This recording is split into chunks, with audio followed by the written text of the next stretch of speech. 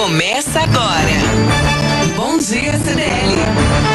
As notícias mais importantes do dia comentadas e analisadas. Realização Câmara de Dirigentes Lojistas Santos Praia.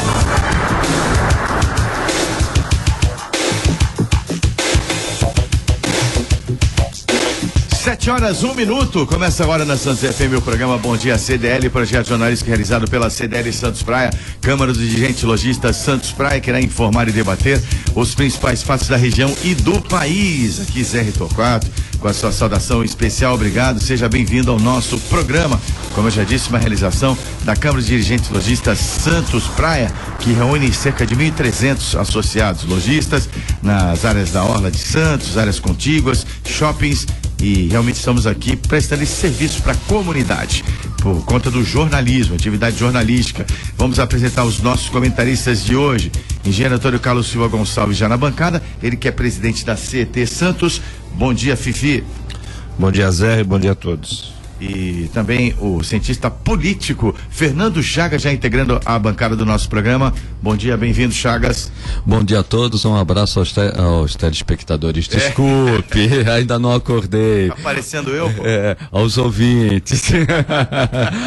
tô acordando. Tá certo, seja bem-vindo aí, Chagas. E você que está ouvindo o programa pode interagir conosco, sim, o convite vai ser feito a partir de agora com a Jana Novaes, que faz parte da nossa produção. Bom dia, Jana.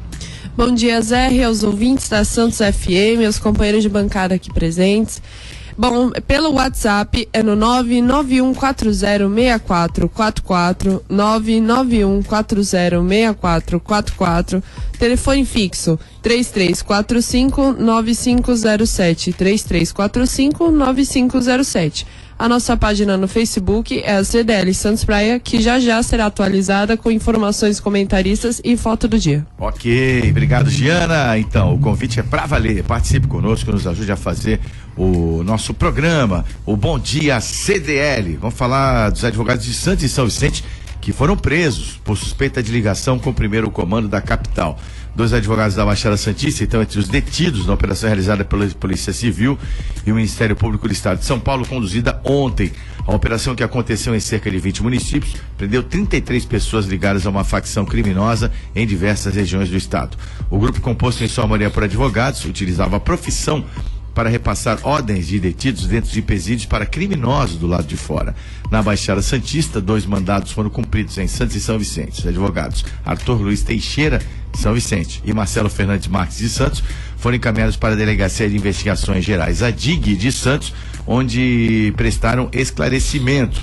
Os demais detidos, de acordo com as apurações, utilizavam a profissão para contratar líderes da facção que estão presos e repassar ordens para bandidos ainda em liberdade, além de prestar serviços às famílias dos criminosos.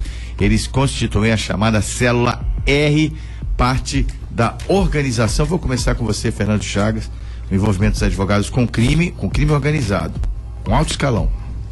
O advogado, ele é para fazer a defesa dos indiciados e dos investigados, porém, dentro da lei, quando ele desvia a sua finalidade, ele está sujeito à lei e deixa de ter as prerrogativas de um advogado e pode também ser enquadrado como qualquer cidadão comum.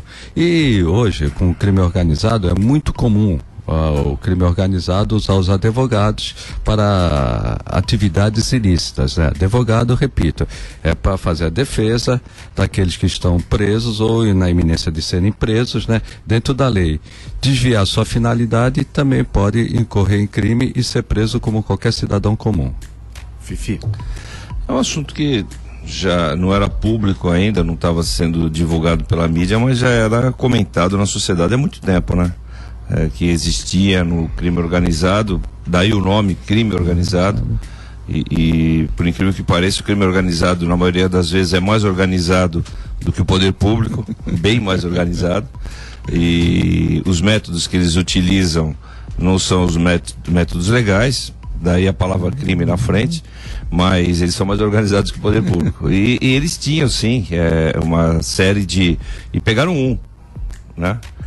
Pegaram um em Santos, um em São Vicente, mas o que se ventila na sociedade é que existem inúmeros advogados prestando serviço para o crime organizado.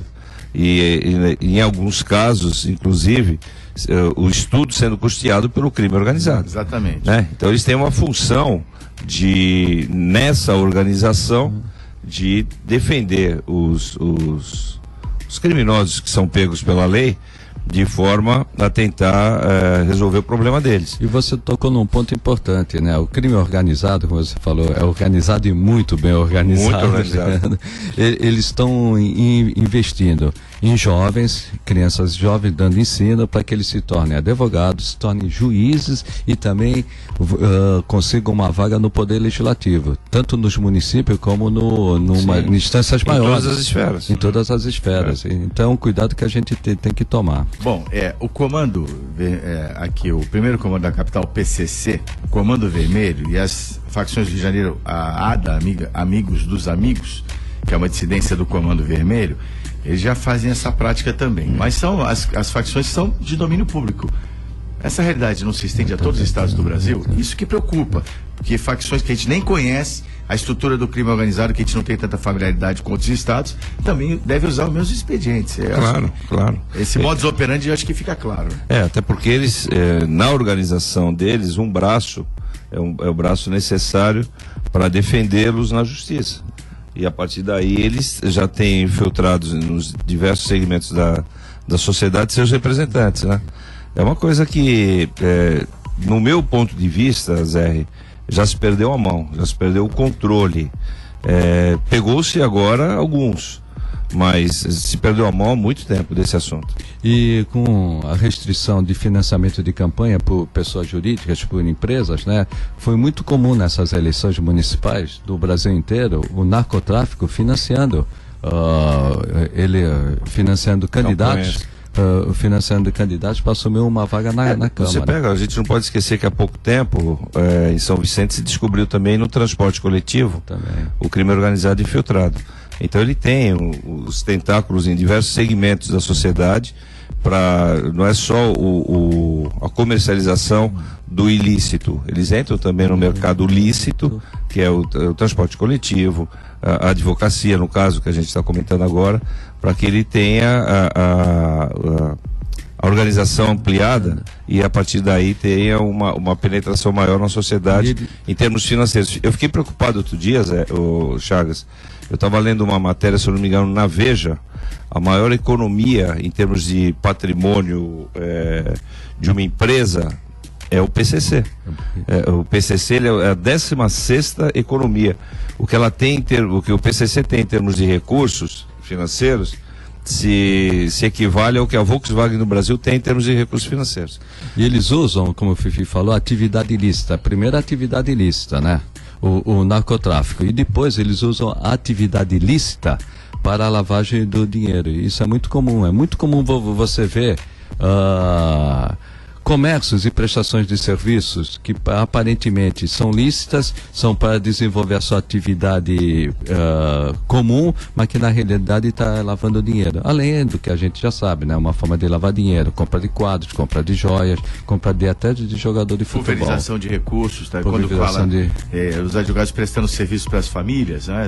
Orientação de depositar pequenas quantias para dificultar a localização desses recursos ilícitos. As famílias participam disso. Inclusive essa repatriação de recursos que estavam fora do país, muitos falavam, né? É o recurso lícito, porque essa repatriação poderia vir também em recursos de atividades ilícitas, mas é muito difícil você separar, né? O que é recurso lícito o que é recurso ilícito. Justamente por isso, eles lavam dinheiro com atividades aparentemente ilícitas. 7h11 é o Bom Dia CDL, recebendo na bancada nosso novo comentarista, novo integrante da equipe, que eu anuncio com muita satisfação agora.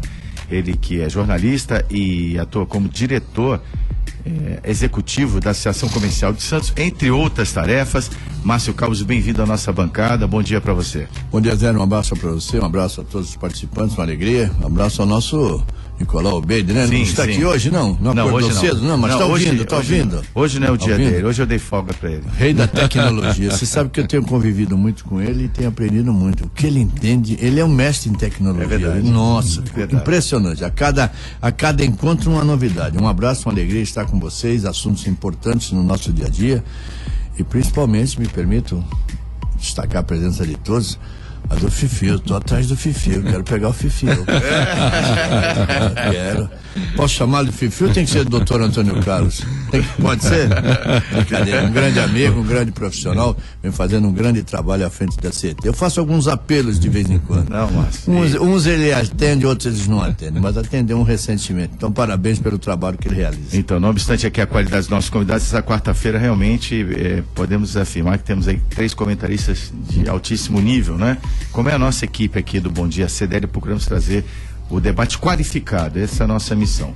Bom, Rio de Janeiro, na situação que está, não é? Muitos protestos, situação financeira complicada, ex-governadores presos, o estado do Rio Grande do Sul decretou o estado de calamidade financeira, já vem aí mais um estado, começou com o Rio, né? Talvez agora venha para o Rio Grande do Norte essa crise, né? Mas a verdade é que o governo Temer firmou um pacto ontem com os estados. Os governadores estaduais firmaram ontem com o governo federal um pacto nacional pelo equilíbrio das contas públicas.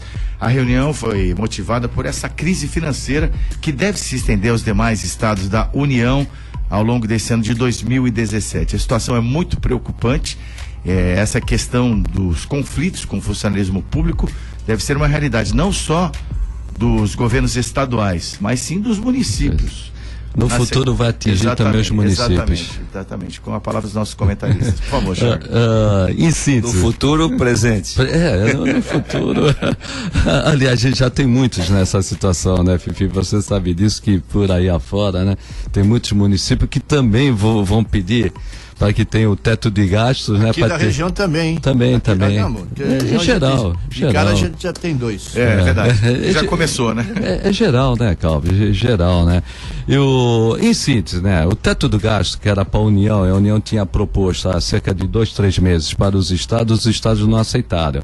Porém, agora com a situação falimentar, principalmente de Rio Grande do Sul e Rio de Janeiro, naturalmente eles também vão ter que fazer esse ajuste. Então, na realidade, o que houve? O teto de gasto, que era só para a União, agora é nacional. Vai atingir todos os estados. Porém, ontem não ficou muito bem detalhado, né?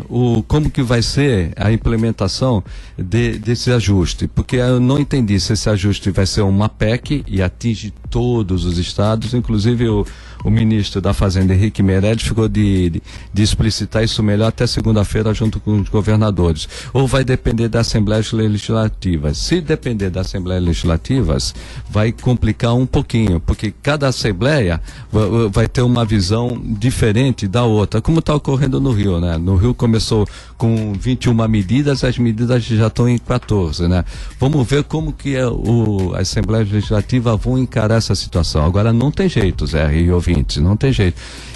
Estados e municípios também vão ter que se adequar à nova situação. Qual a nova situação? É uma queda acentuada de arrecadação, as despesas se mantêm e até aumentam, então nós vamos ter que priorizar despesas. E chegou num momento que o poder público ele vai ter que escolher qual é a mais importante e a menos importante. A queda da arrecadação, aumento das despesas e despesas obrigatórias e permanentes em estados, municípios e também na União. Todas são importantes, mas umas são mais importantes do que as outras. E essas mais importantes que as outras vão permanecer mesmo com corte de gasto. E muitas vão ter que reduzir ou até eliminar muitas despesas, principalmente aquelas despesas que a gente chama de discricionária. Agora, a implementação disso eu acho complicado. Ele deu as linhas gerais, porém, ele não detalhou como isso vai ser feito. E eu vejo muito conflito na hora que isso aí for aprovado ou pelo Congresso Nacional, da Previdência vai ser aprovado pelo Congresso Nacional. Mas a limitação do gasto nos estados, como o Fifi e o Calves falaram, vai atingir os municípios, vão ser as assembleias ou vão ser as câmaras? Se forem a Assembleia e as câmaras, aí a situação complica para a implementação dessas medidas que são extremamente necessárias. Calves. Olha, eu ouvi um termo hoje pela manhã que eu acho que define bem o quadro atual. O país vive em alguns estados, principalmente como o Rio Grande do Sul, se falou em calamidade financeira, o estado do Rio de Janeiro também.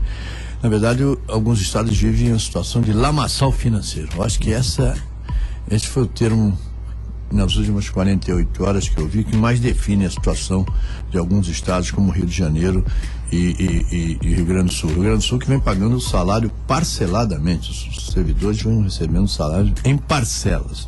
Então, lamaçal financeiro. Mas o problema, como disse o governador do Rio Pezão ontem, o dinheiro que vem dessa repatriação não resolve a questão, viu, Fifi? Chagas e amigos? 5 bilhões. Pois é, não resolve. O problema é estrutural.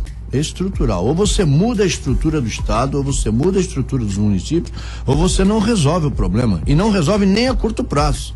Vai ser um saco sem fundo, como se diz na gíria. Então essa questão é extremamente grave. Agora, é fruto de quê? Problema estrutural, sim, mas principalmente de má gestão. O Rio de Janeiro é o grande exemplo de má gestão, é o caos financeiro. A situação dos dois ex-governadores, aliás, o garotinho vai ser julgado hoje novamente pelo TSE, para ver se fica em prisão domiciliar ou se volta para cadeia. Torcer para que volte para cadeia, hein? Pelo amor de Deus, vocês viram aquela história da privada aquecida do Cabral, não? Você viu? Que beleza, isso veio da Polônia. Ele tem um aquecimento, essa privada que é feita na Polônia, a que ponto chegamos, hein? A que ponto? Ela aquece naquela área onde você senta e controla também o jato, não só a temperatura como a intensidade. Olha que beleza. Que coisa impressionante, fabricada na Polônia. É que aqui é muito frio, né, Calvin? Não, pera um pouquinho. Ainda bem que esse está preso e foi colocado de lado e de frente e cortaram até o cabelo. Então é fruto, quero ouvir também, principalmente a opinião do Fifi, mas é fruto de descalabro, de má gestão acima de tudo, e também de um problema estrutural. E não vai resolver com medidas dessas, passa para cá dinheiro, passa para cá. O ministro Meirelles foi claro ontem. A torneira está fechada. Eles é que resolvem. Fifi? O que eu percebo é que estourou uma coisa que a gente já sabia há algum tempo. Os gestores públicos, eles não têm planejamento de gestão. Eles têm planejamento de governo. E quando você tem planejamento de governo, você tem que empregar as pessoas que te ajudaram a chegar a esse governo. E fora isso, você já pega uma máquina totalmente comprometida, né? Uma máquina inchada. Nenhuma empresa particular do mundo consegue sobreviver se ela tiver 60% do que ela arrecada para salários e encargos. Não consegue. Você tem que diminuir muito isso. Então, acho que o momento do Brasil, esse momento de falta de recursos, que começa a atrasar salários, vai levar na marra uma reflexão dos governantes de forma que eles enxuguem essas máquinas públicas. E a partir daí eles consigam devolver para a população o dinheiro arrecadado em forma de serviço e não em forma de emprego. Então, se você arrecada um dinheiro de uma prefeitura, do Estado, da União, para devolver para a população serviço, você tem que devolver saúde, você tem que devolver educação, tem que devolver segurança, e não empregos na saúde, empregos na educação, empregos na segurança. Eu acho que vai ser um sofrimento, sem dúvida alguma, para o Brasil a partir do ano que vem, mas é o grande momento de, na marra, os governantes terem que ajustar as máquinas públicas. Só um detalhe, corroborando com o que o Clóvis falou, quando ele fala em má gestão. Dá um exemplo do Rio de Janeiro. Normalmente, um município, um estado ou mesmo a União devem depender apenas de receitas tributárias, basicamente de impostos. O Rio de Janeiro dependeu esses anos dos royalties. Os royalties não são tributos. Os royalties, na realidade, são receitas não tributárias, são receitas indenizatórias. E é lógico que um dia essas receitas iriam cair. Bastaria o preço do petróleo cair e o dólar caiu. Com o agravante das antecipações de recursos foram feitos também no estado do Rio de Janeiro. O que eles fizeram? Em cima dos royalties. Eles pegaram o dinheiro dos royalties. Isso não se faz.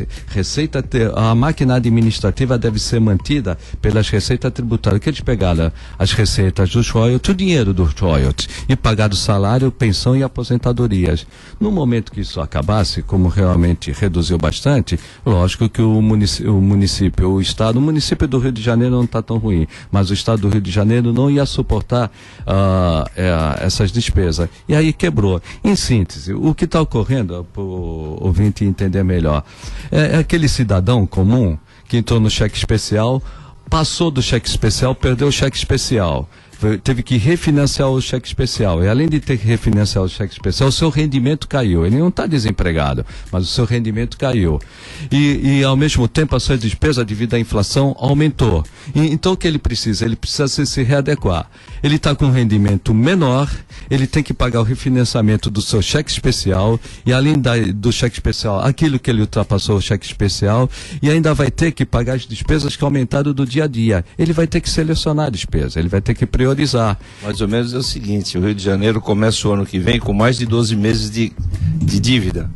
Então ele vai arrecadar 12 e vai ter uns 18 para pagar. E para encaixar isso daí vai demorar. Não resolve em um ano. Eu vou trazer aqui para a região, você veja, ontem eu conversava com o prefeito eleito de São Vicente, Pedro Gouveia, desesperado. Você sabe o que é desesperado?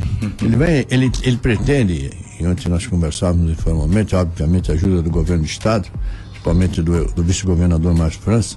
Ele está tentando, Zé e amigos, está tentando estruturar um plano, não de 100 dias, como todo governante eleito faz, mas de 5 dias.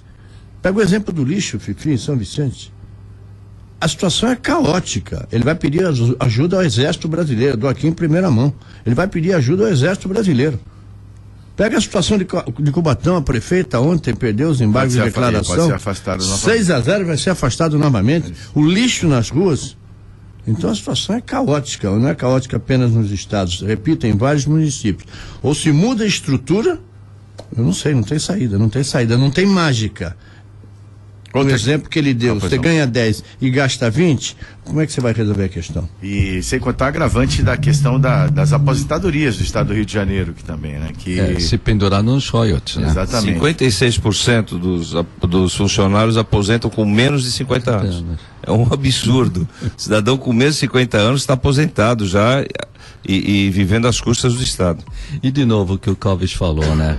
No governo da Dilma, no primeiro ano do segundo mandato do governo da Dilma, ela permitiu que os estados se endividassem. Quando os estados se endividam, normalmente esses recursos esse dinheiro e esses recursos são para investimento, para obras e equipamentos. O que fizeram os estados com esse aumento de possibilidade de aumentar o seu endividamento? Aumentaram os funcionários. Aí, uma hora o dinheiro acabou o dinheiro da União também, a União não tem como dar recursos para os estados e municípios, aí todo mundo quebra. Sendo otimista, Fifi, rapidamente, nós só vamos melhorar se tudo der certo, depois de 2020. Então, até 2020, nós vamos ter que equilibrar essas finanças. Eu vou voltar para casa, então, vou sair hoje. Depois dessa notícia, eu não vou nem... Mas se você pega os funcionários públicos, a gente não pode esquecer que eles são concursados. Como é que você diminui essa máquina agora? Não diminui. Não diminui. Então vai ter que mexer numa legislação que afete também os funcionários públicos. Bom, né? 7h24, vamos parar para um breve intervalo. Nós voltamos já com o nosso programa, o Bom Dia CDL, aqui na Santos FM 92.5. Você está ouvindo Bom Dia CDL. Realização Câmara de Dirigentes Lojistas Santos Praia. De volta com o Bom Dia CDL, realização da Câmara de Dirigentes Lojistas Santos Praia. Vamos ao vivo até às 8 da manhã no seu rádio. Nosso programa vai de segunda a sexta-feira, das 7 às 8 da manhã, como eu já disse, ao vivo. Hoje na bancada dos comentaristas, Antônio Carlos Silva Gonçalves, engenheiro, Fifi, que é presidente da CT Santos, Márcio Calves, diretor executivo da Associação Comercial de Santos e jornalista, e o cientista político Fernando Chagas. Bom, o nosso programa segue em frente.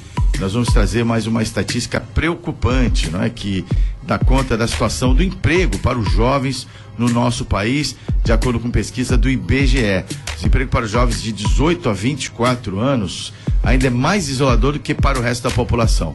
De acordo com o PNAD trimestral do IBGE, a taxa média de desemprego no Brasil foi de 11,8% no terceiro trimestre de 2016, para os jovens na faixa etária, para o nível recorde de 25,7%, né? Houve um crescimento de 11% para cerca de 13%, mas os jovens na faixa etária, que foi citada, 18 aos 24 anos, chega a quase um quarto da população economicamente ativa nessas faixas. No primeiro trimestre de 2015, a desocupação desses jovens estava em 19,7%.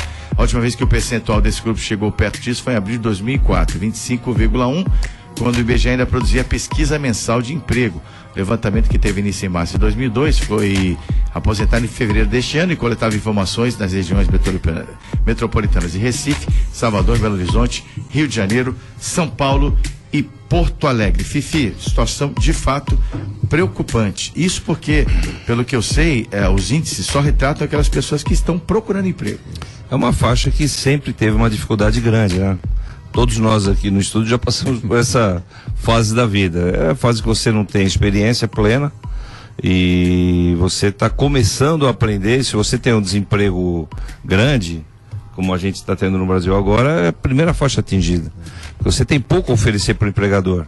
E a partir daí você fica à mercê de uma colocação ou outra que eventualmente exista. E a maior parte das vezes os empregos são desqualificados para essa faixa etária. Você pega um garoto de 18 anos, indo até 24 ele já está formado, caso ele tenha feito uma faculdade. Com 21 anos ele já está saindo da faculdade. E eu recordo a época que eu formei também, eu procurava emprego, nos jornais só precisa-se de engenheiro com 5 anos de experiência. Então é uma faixa extremamente difícil, que tem que ter uma atenção diferenciada, porque é a faixa que o garoto ou a menina, ele pode ir para o crime. Ele pode ir para a facilidade de um dinheiro mais fácil de ser recebido, para a tranquilidade de um dinheiro mais fácil de ser recebido.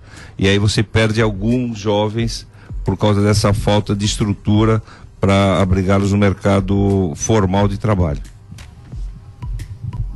O Fifi já praticamente dissecou o assunto, mas são eu coloco a questão apenas para acrescentar duas frentes. Primeiro, a consequência da grave crise econômica, não há dúvida nenhuma. Desaquecimento da indústria. Você pega, por exemplo, o Porto de Santos, a situação que vive o Porto de Santos em termos de emprego. Esse é um aspecto. Então, a crise econômica é o fator principal desse altíssimo índice de desemprego. Em relação aos jovens, e aí vai falar também, eu dou aula de jornalismo na universidade, na Unip, o despreparo é algo absurdo. Então você pega um jovem formado praticamente, e aí nós temos que nos reportar ao ensino básico. É um negócio impressionante. Eu coloquei em discussão, amigos, outro dia, como se escrevia a palavra exceção. Meu Deus do céu. Meu Deus do céu. Só não saiu tapa na classe. O resto quase saiu. Era com EX, com ES, com 2S, com C cedilha, com S só, com 2S. Aí depois eu coloquei também a palavra paralisação. Aí dividiu, com S e com Z. Com Z. Não, mas aí você precisa ver a disputa. E a argumentação. Jornalismo. E por fim, eu coloquei a palavra sessão. Sessão com C de ceder, sessão com C, departamento, e a sessão de cinema. Também. Aí foi o caos. Juro por Deus, Chifi, juro por Deus. Eu fiquei acompanhando a discussão e a argumentação. A exceção não era a exceção, era a regra. Então eu estou dando um exemplo do despreparo. O Fifi levantou um aspecto importante. Antigamente se exigia 5 anos de experiência, 3 anos. E você tem que ter experiência. Por isso existe a figura do estágio, onde você começa a se preparar. Agora, se você não tem a base, e é em qualquer profissão. Eu falei outro dia para um aluno, mas falei numa boa, amigo, me permita, você pode ser astronauta, mas jornalista não. Não, juro, eu tenho que falar a verdade, eu não posso enganá-lo, porque ele não tinha condições, ele não sabia construir uma frase.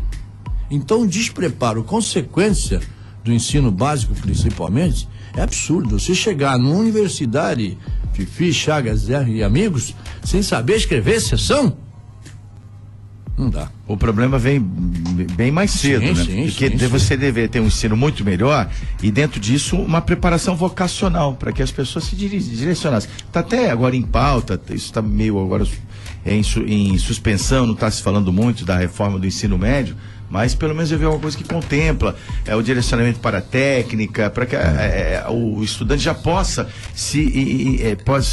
possa se encaminhar para essa futura profissão, porque eles chegam até às vezes na faculdade falando: o que eu vou fazer? Vou fazer o quê? E um detalhe, a culpa não é da universidade. Não, ele já chegou lá. É o ensino fundamental. Lá, sim, é o ensino fundamental, o ensino básico. Justamente. Você não pode criticar a universidade, nem condenar, nem responsabilizar o ensino básico. Esse é o grande problema. Tem que ser 2 períodos, meu amigo. Na Inglaterra, Se você tiver um jovem circulando pela rua até às 17 horas, imediatamente, usar o termo recolhido, é levado à sua casa e os pais são chamados a dar explicação. Você tem que estar na escola de manhã à tarde, até 17 horas. Esse é o modelo ideal. O nosso problema não é o ensino universitário, é o fundamental. Aliás, em todas as pesquisas e análises feitas internacionalmente, mostra que o brasileiro ele tem dificuldades no português e na matemática comparativamente com outros países. Mas o português é o básico. Se você não souber falar português... Não é jornalista. Mas o Fifi é um advogado. Você leia algumas petições. Um advogado também, Fifi. Os erros... engenheiro, assombrou. Já aconteceu isso comigo também. Pedi um parecer do advogado. Não. Tô dizendo todos. Interpretar texto, a dificuldade. Tô cansado de ver. Tô cansado de ver. Imagina os juízes que têm um preparo, juízes e desembargadores, pegam determinadas petições que é para indeferir e pronto. Olha, não vou entrar nem no mérito, indefiro de pronto. Não dá nem para entender. Lógico, isso aí é um arrobo verbal. E o problema, Fifi, rapidamente, é também a interpretação de texto. As pessoas que não têm um ensino fundamental forte, eles têm dificuldade de interpretar texto, até de se expressar o seu pensamento. Mas sabe que isso, Chagas, é muito de encontro aos parâmetros de referência de uma boa escola que a gente tinha anteriormente e que a gente tem hoje. Eu estudei no Colégio Canadá. Ao final do Colégio Canadá... Deixa eu interromper, você foi muito feliz. Você tinha o Canadá, você tinha o Carmo, você tinha o Santista, não é isso? Não é saudosismo, não, mas eram escolas estruturadas. O Colégio Canadá era uma escola pública, né? O Carmo e o Santista eram escolas particulares. Mas aí você, ao final do ano, para a turma do ano seguinte, saía na escola... os alunos que entraram nas universidades públicas. Então, por exemplo, o Canadá colocou esse ano 5 alunos na Poli. Era a nossa referência. Tinha exame de admissão? Tinha exame de admissão. A nossa referência era o número de alunos que entravam em escolas de qualidade. Hoje a referência que os pais veem na escola é se o material é bom, se o lanche é bom, se a merenda tá boa, se o uniforme é bonitinho. Isso não é referência. A escola ela tem que dar conteúdo, ela tem que formar a garotada. Enquanto a gente continuar discutindo merenda, uniforme e transporte, a gente não vai chegar a uma escola ideal. Só complementando a questão do desemprego, nós comentávamos muito aqui, Calves, eu, o Fifi, o Zé também. O emprego numa economia que entra em recessão é o último a sentir, porém também é o último a se recuperar.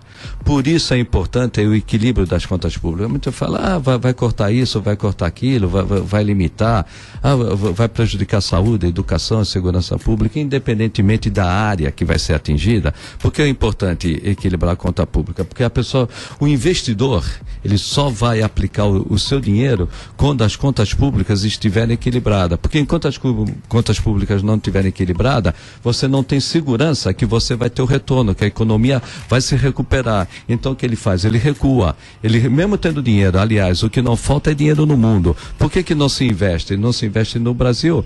Por quê? Porque nós não temos certeza se o Brasil vai passar por essa situação difícil.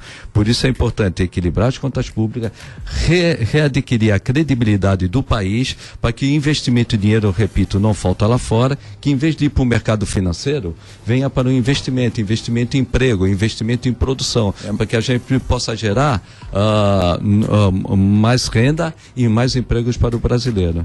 Credibilidade é importantíssima. E sempre, essa recuperação da credibilidade é a recuperação da confiança. Agora, como é que você pode falar em recuperação de credibilidade com o caso Gedel Lima na ordem do dia? Ontem recebeu apoio de dezenas de parlamentares para continuar no cargo. Olha que coisa impressionante. Quando deveria ter sido demitido, não ontem, anteontem. Já tinha que ter foi sido, o primeiro a dizer, não, vai ficar mantido. Não ontem, anteontem, já tinha que ter sido demitido. Então essa é a imagem do país.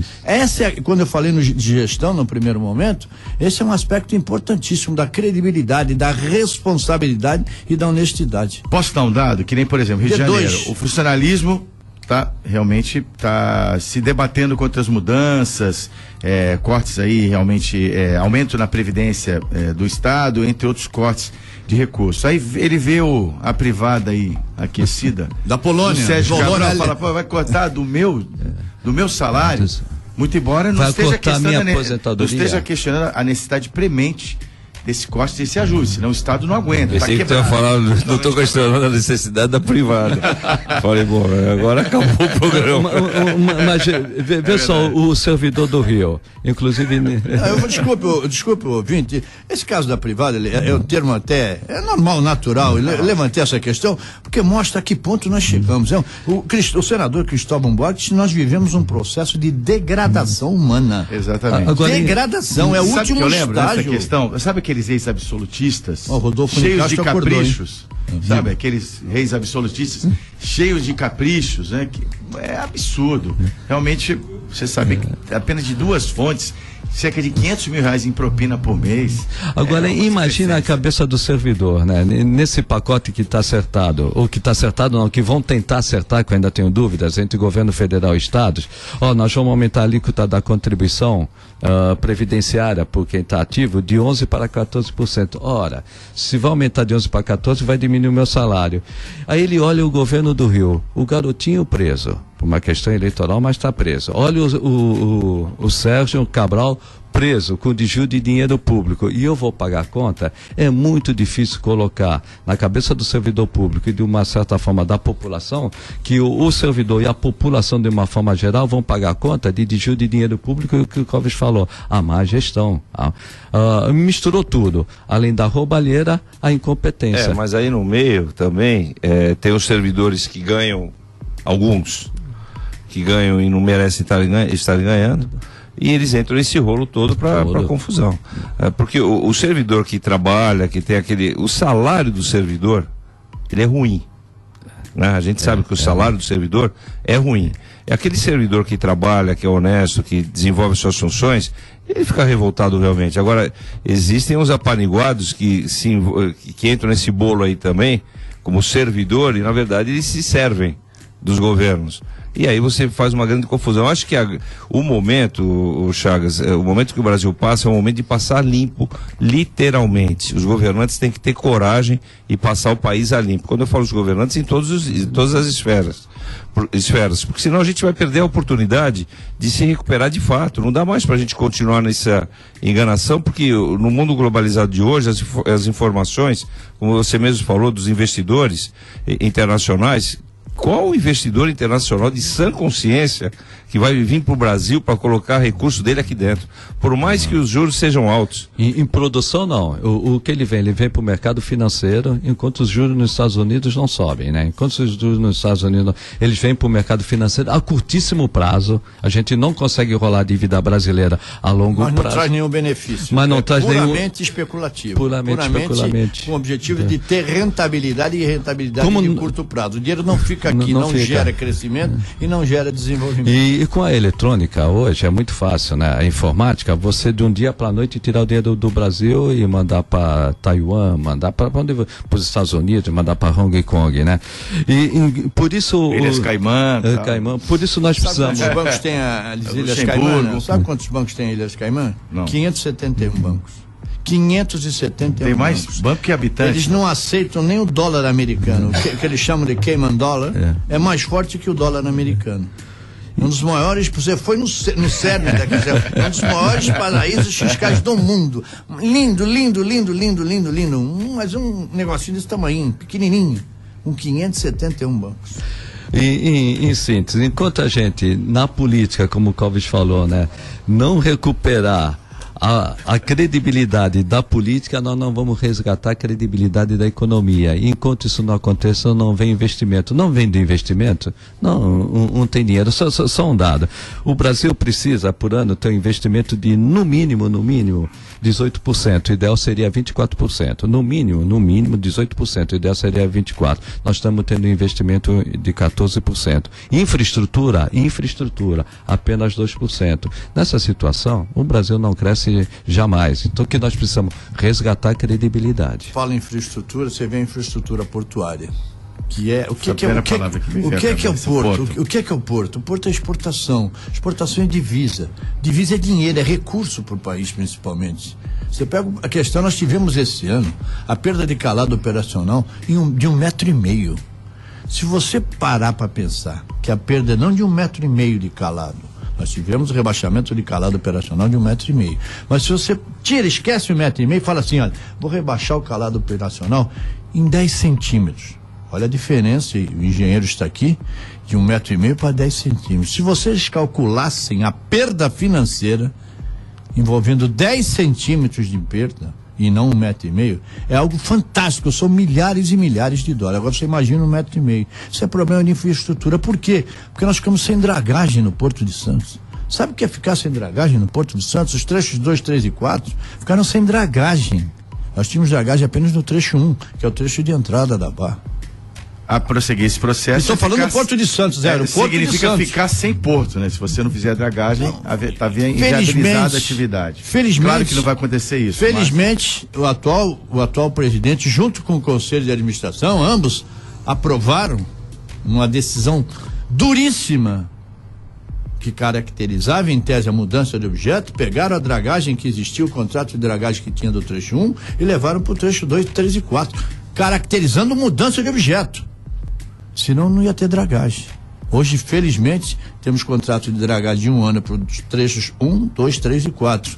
Mas, em compensação, a dragagem do governo federal para o Porto de Santos está há 3 anos em licitação e deve ser anulada nos próximos dias. Mais uma vez, é a 4ª anulação. A que ponto nós chegamos? Essa é a infraestrutura brasileira do maior porto da América Latina. Diz aqui, claro, que atua diariamente nas questões portuárias como diretor executivo da Associação Comercial de Santos.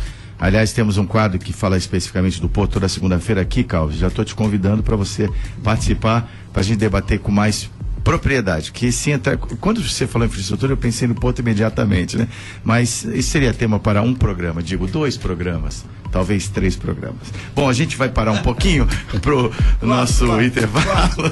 7h44, essa conta não para de crescer, né? 7h44 é o Bom Dia CDL no ar. Nós voltamos daqui a pouquinho com mais debate qualificado para você. Só quero lembrar do nosso apoiador comercial, aliás, nosso apoio cultural, hein?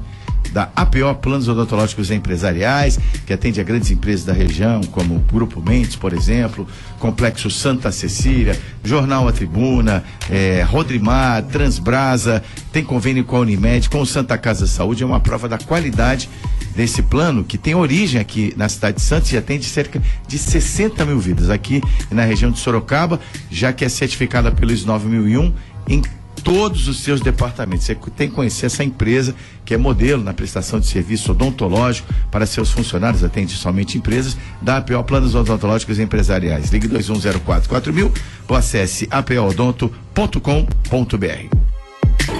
Você está ouvindo Bom Dia CDL. Realização Câmara de Dirigentes Lojistas Santos Praia. 7h47, vamos aqui em frente com o último bloco do nosso programa de hoje, que tem na bancada os comentaristas engenheiro Antônio Carlos Silva Gonçalves, o Fifi, presidente da CT Santos, o jornalista e atuando hoje como diretor executivo da Associação Comercial de Santos, Márcio Calves, e o cientista político Fernando Chagas. E a questão da anistia ou não anistia ao Caixa 2 tem aí realmente uma pegadinha jurídica, já que se for aprovada a criminalização do Caixa 2 nas campanhas, você automaticamente poderia estar anistiando todos aqueles que praticaram esse tipo de ilícito antes da aprovação da lei. E aí, Chagas? Ontem o Onyx Lorenzoni, relator, né, dessa PEC, ficou 6 horas discutindo com o presidente da Câmara, Rodrigo Maia, né, como sairia, né, o relatório final, né, e não chegaram a uma conclusão. Provavelmente no plenário alguém vai propor tanto a criminalização dos juízes e procuradores e promotores, crime de responsabilidade, e também vão tentar incluir a anistia para o Caixa 2. O Caixa 2, no meu modo de entender, criminalizando ou não, porque se criminalizar, só dispõe daqui para o futuro, não criminaliza o Caixa 2 para o passado. E se também tiver anistia... Você também dá anistia não, né? Oi? Anistia também não, né? Você vai perdoar? Não, você tem que responsabilizar. Isso. Vamos responsabilizar. Peraí, anistia é perdão. Isso. É esquecimento. São 2 direções. São 2 direções. Aliás, essa sessão de ontem foi uma vergonha. O plenário, a comissão plenária, todos no plenário, E o relator saiu, foi para a casa do presidente da Câmara para discutir durante 6 horas. E os deputados diziam, está voltando? Ele dizia, não está voltando, está chegando. E não chegava. E chegou sem o relator. Mas aí que eu ia chegar. Olha, é uma palhaçada, uma palhaçada. Além do caso do Gedel, né? Aí são 2 interpretações. Uma, caixa 2, tipifica caixa 2. Tipificando caixa 2 não era crime. Então só dispõe para o futuro. Naturalmente, não alcançaria aqueles que utilizaram o caixa 2 nas eleições anteriores. Outros entendem que vai ficar na interpretação. Então é melhor colocar anistia, claramente. Isso deve ser apresentado no plenário. Claramente, eu entendo que o artigo 350 do Código Eleitoral, ele de qualquer forma, ele pode punir dizendo fraudar a declaração de gastos de gastos eleitorais. É crime. E neste caso eles poderiam ser alcançados pelo artigo 350 do Código Eleitoral. Então vejo uma medida ineficaz dependendo da interpretação do judiciário em relação ao artigo 350 do Código Eleitoral. Então eles estão discutindo uma coisa que pode se tornar ineficaz. Com anistia ou sem anistia? Dispõe para o futuro ou não dispõe para o futuro? De qualquer forma tem o artigo 350 que você não pode fazer declaração falsa na sua prestação de conta. Sabe o que eu acho? Eu, no meu ponto de vista, eu procuro ser mais prático com algumas coisas. Vamos daqui para frente. Sabe por quê? Vai ter que sair todo mundo dos cargos.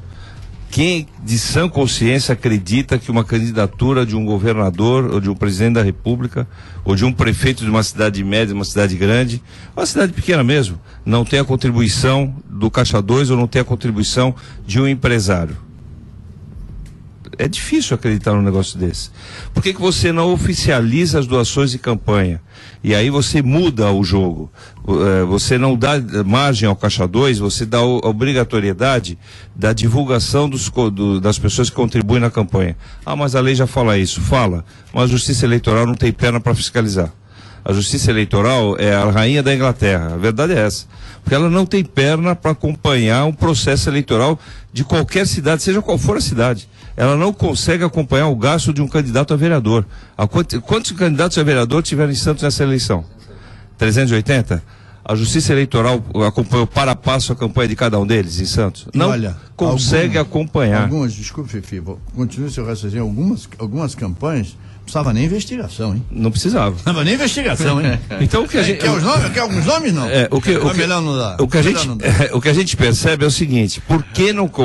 Se perde um tempo com uma discussão que não vai dar em nada, porque você vai ter que tirar quase que todos os políticos dos cargos, quase todos, e você não vai ter subsídio algum para tirar, porque você não teve o acompanhamento à época da campanha, e você vai tirar pontualmente os que forem denunciados ou por algum motivo forem comprovados, mas você sabe que a grande maioria está envolvida na mesma prática, e a partir daí você começa a ter uma fiscalização mais efetiva, uma campanha. Por que a gente tem a quantidade de partidos políticos no Brasil que existe?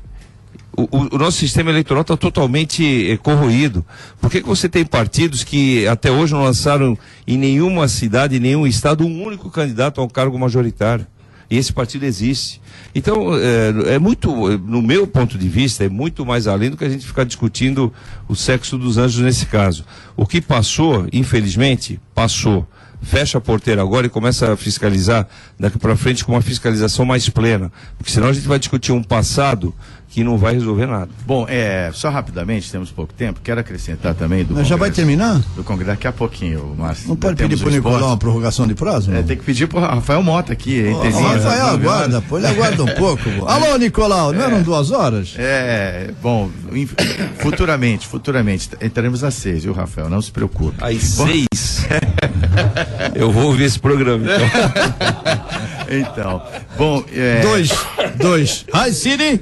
Então, eu queria que vocês comentassem rapidamente, já o outro lado, porque quando se fala nessa questão da anistia do Caixa 2, vai beneficiar muita gente aí que está envolvida na Lava Jato. Eu agora digo da lei, chamada Lei do Abuso de Autoridade, que o presidente do Senado está bancando essa lei e conseguiu colocá-la em regime de urgência para ser votado. Esse é um aspecto importantíssimo e a gente tem que levar em consideração, se você parar para fazer uma análise em tese da proposta, ela é correta.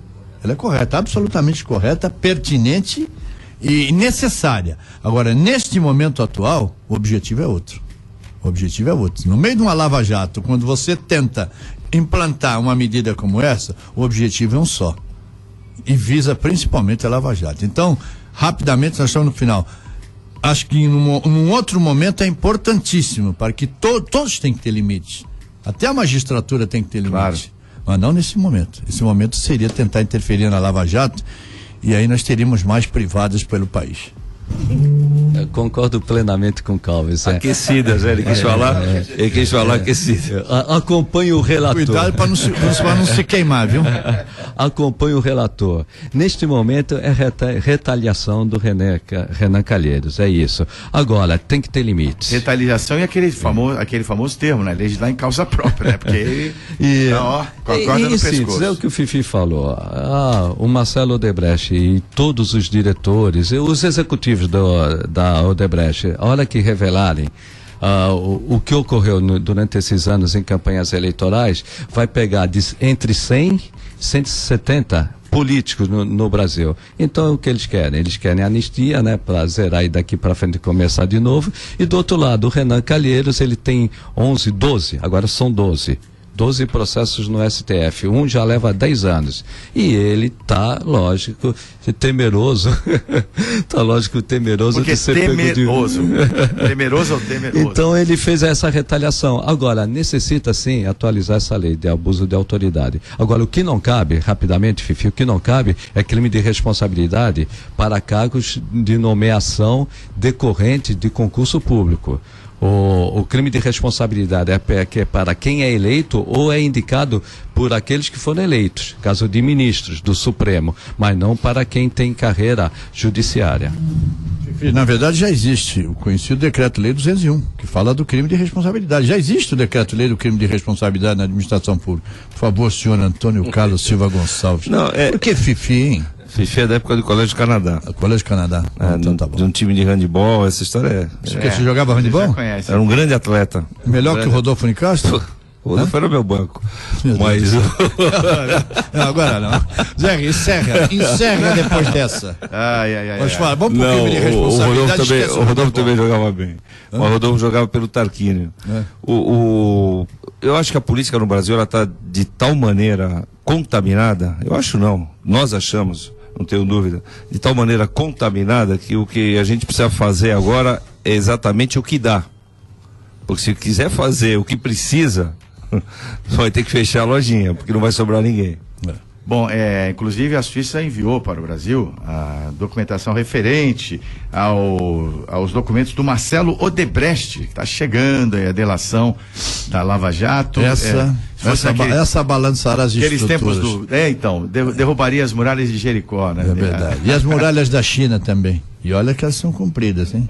7h57, quero falar para você do apoio cultural da Home Life, a assistência médica, né, baseada no sistema de home care, o atendimento domiciliar para você com um alto nível aí de atendimento, seja o procedimento mais simples ao procedimento mais complexo, né, até em termos de terapia intensiva. A Home Life tem como atender você dessa maneira. Então você tem que conhecer a Home Life, que é uma empresa que está forte aqui na Baixada Santista, atua na Grande São Paulo, na região de Ribeirão Preto, e você pode conhecer também dando uma olhadinha no site 3202-6440. Só vou te falar um dos benefícios, além daquele acompanhamento humanizado, tem até psicólogos na equipe da Home Life, fisioterapeutas, médicos, enfermeiros, enfim. Ligue 3202-6440, 3202-6440, ou acesse homelife.com.br. Vamos falar de esporte aqui no nosso programa. Meu caro Márcio, que atuou muito tempo no esporte, né? O Campeonato Brasileiro... Eu continuo. Continua? Mas o Campeonato Brasileiro acho que já acabou, né? Campeonato Brasileiro, não, matematicamente não, né? Santos ainda tem um fio de esperança, ainda que não seja nem confiável, nem passe confiança, mas são 2 jogos, 6 pontos, mas para mim, o Palmeiras já é campeão. Parabéns aos palmeirenses, aliás, merecidamente. Tem elenco, teve planejamento, investiu, montou um grande elenco, então o Palmeiras merece esse Campeonato Brasileiro. Agora, milagre acontece, quem sabe, né? Perdeu o Palmeiras 2 e o Santos ganha as 2. Dá para acreditar que o Santos ganha do Flamengo no Maracanã? É verdade. Eu acredito. Você acredita? Não sou torcedor do Atlético Mineiro, mas acredito. Tá bom. E hoje tem Copa do Brasil, primeiro jogo da Copa do Brasil, né? Eu só não concordo com o Márcio quando ele disse que o Palmeiras montou um grande elenco. Grande... Não, pro nosso futebol. Sim, lógico. Né? Porque você pega. Nossa realidade, você pega um time que vai ser campeão brasileiro, o lateral esquerdo tem 40 anos.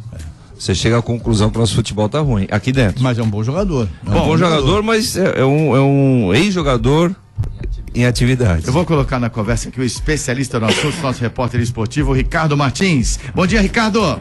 Opa, legal. Bom dia, Zé. Grande abraço a você, os comentaristas, ouvinte ligado na Rádio Santos. Zé Roberto é quase um ex-jogador em atividade, né? Tá pra nós aqui. No meu time joga o Zé Roberto e não joga o Egídio, né? O Egídio é muito ruim de bola. O Zé Roberto, mesmo com quase 40 anos, é mais jogador que o Egídio. O Palmeiras, né, que tem um elenco até grandioso, vamos dizer assim, com boa qualidade, por isso que está levando o Campeonato Brasileiro. O Palmeiras que joga no domingo, 5 da tarde, em seu estádio, por um empate para ser campeão brasileiro. Pode até perder e conquistar o título, desde que o Flamengo ganhe do Santos, ou então um empate no jogo do Maracanã, também no domingo, às 5 da tarde. Né? Lembrando que o Corinthians joga no sábado, pelo Campeonato Brasileiro, 9 da noite em seu estádio, contra o Atlético Paranaense, confronto direto por uma vaga a pré-Libertadores. E como vocês falavam aí, hoje é dia do primeiro jogo da grande decisão da Copa do Brasil. 9h45 da noite, no Mineirão, o Atlético Mineiro enfrenta o Grêmio. Partida de volta semana que vem no estádio Arena do Grêmio, né, em Porto Alegre. E hoje temos uma outra partida para lá de interessante, né? A Chapecoense, representante brasileira na Copa Sul-Americana, faz o jogo de volta na semifinal contra o São Lourenço da Argentina. Jogando na Argentina, a Chapecoense empatou em 1-1. Um empate hoje sem gols. Se a Chape não levar gols, estará na final da Copa Sul-Americana, viu, Zé? Legal, Ricardo. E você vai fazer a cobertura do jogo do Atlético Mineiro, do Grêmio, o jogo da volta? Porque eu ouvi dizer que a Carol Portaluppi não vai entrar em campo. Ela vai assistir o jogo das cabines de rádio, Ricardo. Não, mas peraí. Certeza isso aí? Tá confirmado? Não tá não, é brincadeira com você. Ah, então tá bom. Apoio Cultural de Armazém. Perdeu até o raciocínio, hein, Ricardo? Claro, tô esperto. Apoio Cultural de Armazém 26, materiais elétricos e hidráulicos de limpeza no Centro de Santos, Praça da República, número 35. Você liga, a gente entrega pra você. 3221-3396. 3221-3396. Armazém 26, materiais elétricos e hidráulicos de limpeza no Centro de Santos. Grande abraço, uma ótima quarta-feira, até amanhã. Partiu Porto Alegre. Tchau, Zé. Valeu, vai devagar, guri. Vai ser legal. Bom, 8h01, vamos encerrando aqui o nosso programa, até pedir desculpas já por ter avançado aqui no horário do nosso companheiro jornalista, meu companheiro jornalista, meu colega Rafael Mota, vem o Entre Linhas. Quero agradecer a nossa bancada de comentaristas, Fifi, Márcio Calves e Fernando Chagas. Amanhã estaremos de volta com o nosso programa e eles estarão de volta na próxima quarta-feira. Bom dia, CDL vai ficando por aqui.